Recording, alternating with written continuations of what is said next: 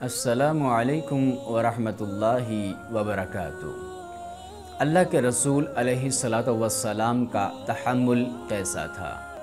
سیدنا انس رضی اللہ تعالیٰ عنہ فرماتے ہیں کہ اللہ کے رسول علیہ الصلاۃ والسلام کے ساتھ میں چل رہا تھا، جا رہا تھا، اور آپ علیہ السلام پر سخت کنارے والی نجرانی چادر رکھی ہوئی تھی، آپ نے اوڑھی ہوئی تھی، کندھوں پر وہ چادر تھی اور میں آپ کے ساتھ تھا۔ دراصل یہ ایک دفعہ واقعہ ہوا تھا اور اس واقعہ میں یہ صحابی آپ کے ساتھ تھے، تو کہتے ہیں میں آپ کے ساتھ تھا، آپ کے کندھوں پر نجرانی چادر تھی، اور پھر آپ کو ایک دیہاتی، ایک اعرابی، ایک بدو ملا۔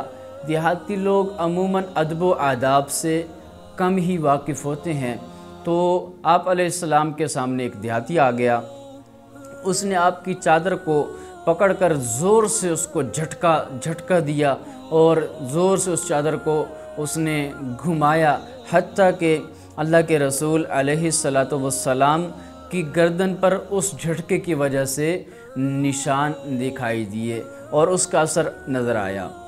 پھر اس اعرابی نے کہا، اے اللہ کے رسول علیہ الصلاۃ والسلام، اس مال میں سے آپ کے پاس جو مال ہے مجھے بھی دیجئے، عطا کیجئے، تو اس میں سے میرے لیے حکم دیجئے۔ تو نبی علیہ الصلاۃ والسلام مسکرائے اور آپ نے اس دیہاتی کو اس میں سے دینے کا حکم دیا۔